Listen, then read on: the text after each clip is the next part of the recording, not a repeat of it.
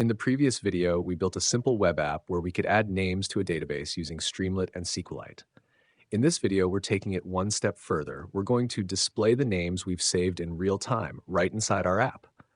To do that, we define a new function that connects to the database, fetches all the names, and returns them as a list. Next, we change the title of the app to say View Saved Name just to make things clear for the user. Then we call the function to get all the names and display them below a subheader called NameList. For each row in the result, we print the ID and the name using Streamlit's write function. All right, let's run the app and see how it looks. Use the same command to start your Streamlit app. And here it is. The names we added in the previous video are now showing up on the screen.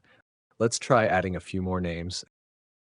And just like that, the new names appear instantly. No page reload needed.